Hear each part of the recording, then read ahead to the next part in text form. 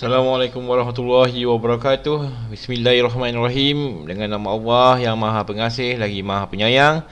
Alhamdulillah, hari ini kita dapat lagi belajar online bersama. Okey, kita teruskan ke topik yang sama seperti minggu lepas, iaitu topik mikroorganisma.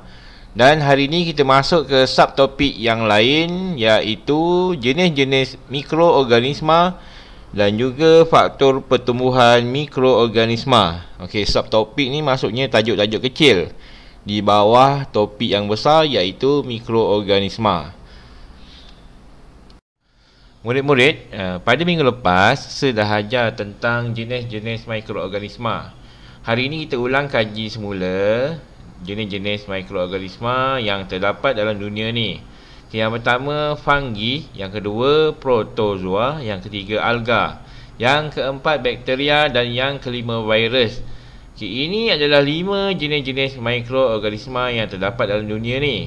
Untuk hari ini kita akan pergi lebih jauh sedikit. Kita akan tengok dia punya bentuk, dia punya rupa macam mana dan di mana habitatnya. Kita lihat mikroorganisma yang pertama, iaitu fungi. Fungi ni dia terbahagi kepada 3. Yang pertama yeast, yang kedua muka, dan yang ketiga penicillium. Okey, kita lihat gambar rajah bagi setiap mikroorganisma tersebut. Okey, yeast, lihat gambar dia, macam tu bentuk dia. Dan muka, macam tu bentuk dia, saiz dia. Dan yang ketiga penicillium, macam itulah bentuknya. Okey, lihat keterangannya di bawah tu. Fungi yang boleh dilihat dengan menggunakan mata kasar ialah kulat. Maksudnya kat sini ialah hanya kulat sahaja yang boleh kita tengok tanpa menggunakan kanta pembesar ataupun mikroskop. Manakala yang bawah sekali, yeast, muka dan penicillium hanya boleh dilihat dengan menggunakan mikroskop. Okey, yang 3 ni memang tak boleh kita tengok dengan menggunakan mata kasar. Kita mesti kena tengok dengan menggunakan mikroskop kerana dia terlalu seni, terlalu halus. Seterusnya, kita lihat jenis mikroorganisma protozoa. Okey, protozoa ni dia terbahagi kepada 2, iaitu amoeba dan paramecium. Okey, kita lihat gambar dia, macam mana bentuk amoeba dan paramecium. Okey, warnanya hampir sama. Awak kena hafal ni macam mana bentuk dia, rupa dia dan nama dia. Okey, kemudian keterangannya kita lihat di bawah. Protozoa ni hidup di tempat yang berair seperti di dalam kolam, tasik dan sungai. Dia hidup dalam air. Mikroorganisma ni habitatnya ialah di dalam air.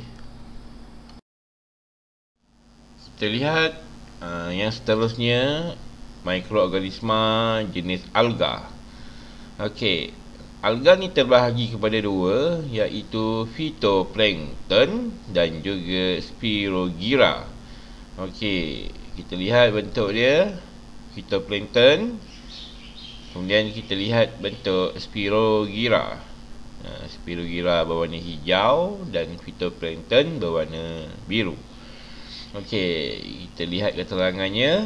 Alga ialah hidupan seni yang mempunyai sifat tumbuhan. Okey, dia ni mempunyai sifat tumbuhan. Macam mana kita belajar apa itu tumbuhan?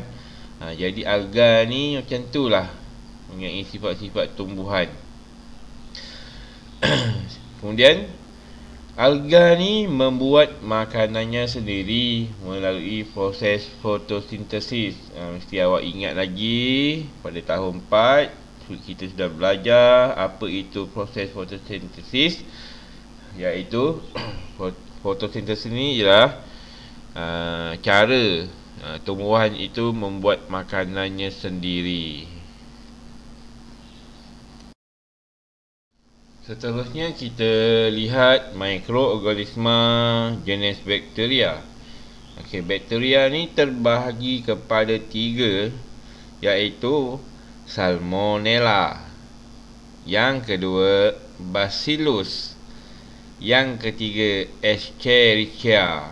Okey, namanya memang berbelit-belit. Kalau awak tak boleh nak sebut pun tak ada masalah.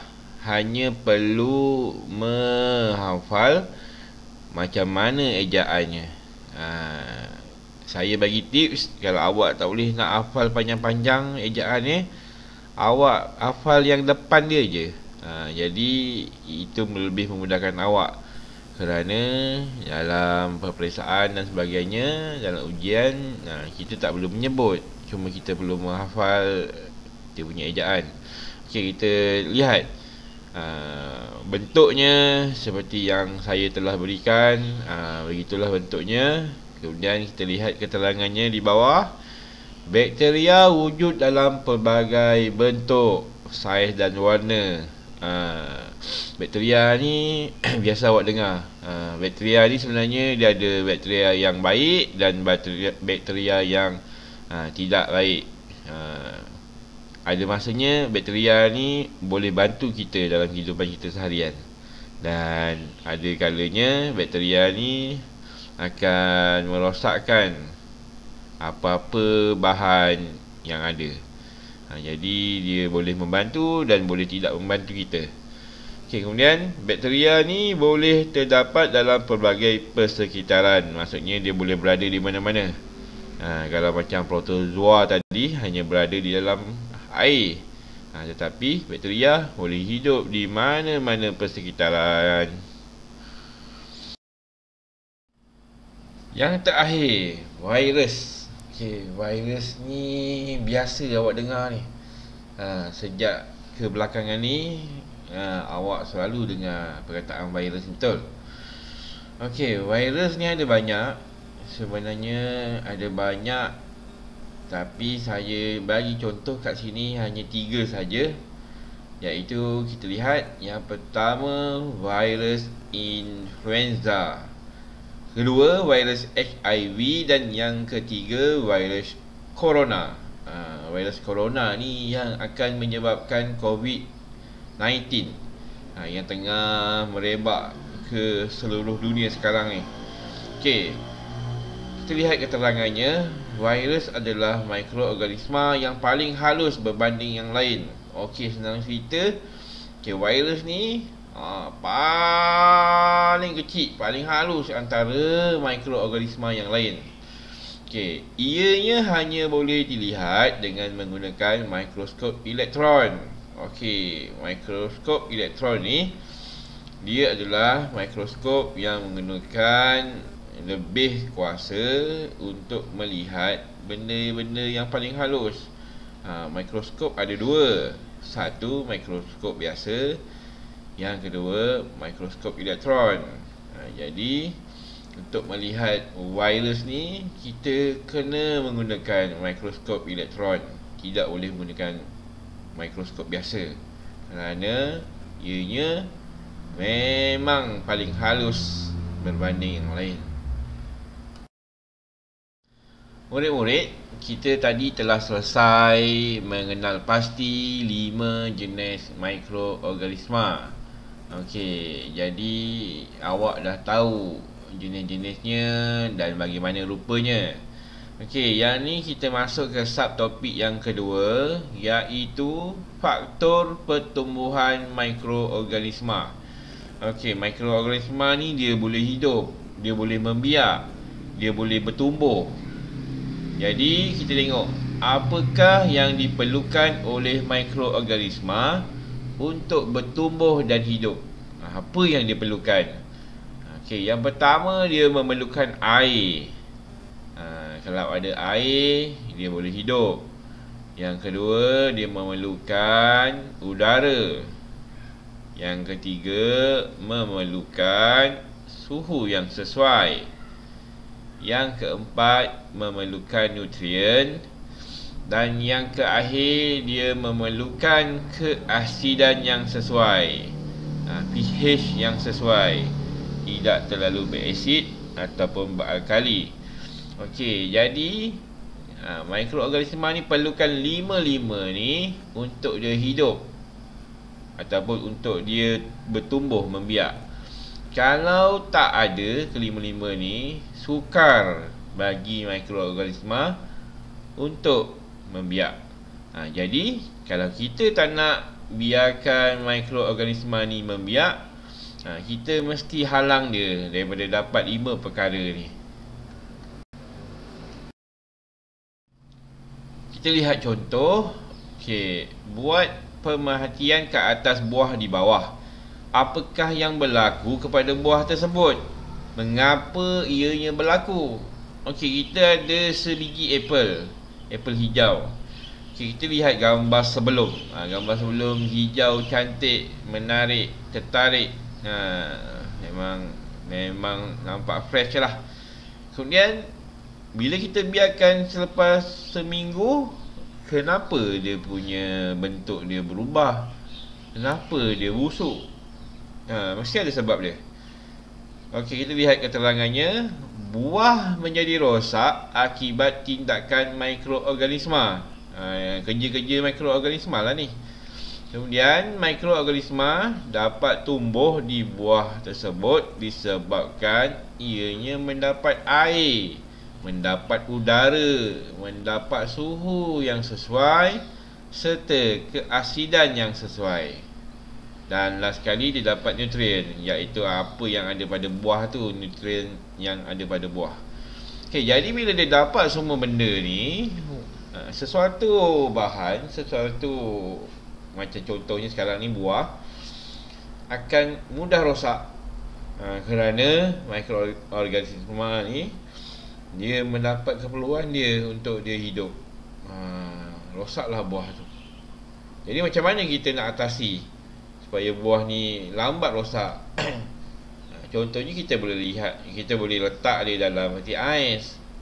Bila dalam peti ais, dia tak dapat suhu yang sesuai kerana mikroorganisma ni dia sebenarnya sukar untuk hidup dalam suhu yang sejuk. Itu contoh. Okey, murid-murid, pada minggu lepas kita telah membuat satu tugasan, iaitu kita telah mengkaji pertumbuhan kulapuk. Kulapuk ni fungi lah. Okey, kemudian kita dah minta awak buat. Jadi apa hasilnya? Jadi saya nak tengok hasilnya apa. Okay, jadi langkah-langkah penghantaran tugasan, yang pertama sekali kita tengok kat situ, ambil roti. Ambil roti tu jangan berhati-hati. Kalau boleh jangan tekan, nanti dia punya kulapuk dia atau fungi dia hilang. Letak elok-elok. Kemudian kita ambil gambar dia. Kita letak dia roti ABC. Awak dah labelkan ABC. Kemudian ambil gambar. Dan yang terakhir, langkah terakhir, hantar kepada guru, hantar kepada saya. Boleh hantar dalam grup, boleh hantar terus kepada saya. Jadi saya akan nilai sama ada tugasan yang awak buat pada minggu lepas jadi ataupun sebaliknya. Alhamdulillah, kita telah tamat sesi PDPR pada hari ini. Seharap apa yang sahaja awak dapat ingat dan dapat memanfaatkan supaya diri awak, keluarga awak, semua orang terhindar daripada bahaya mikroorganisma ni. Kalau tak tu nampak ambulan tu, naik ambulan sakit. Jadi kita jaga kita, duduk di rumah kalau tak ada apa-apa keperluan. Okey, bila duduk rumah, jangan lupa sila siapkan latihan Google Form yang telah sesediakan. Selamat menjawab. Semoga urusan awak semua dipermudahkan. Assalamualaikum warahmatullahi wabarakatuh. Jumpa lagi murid-murid.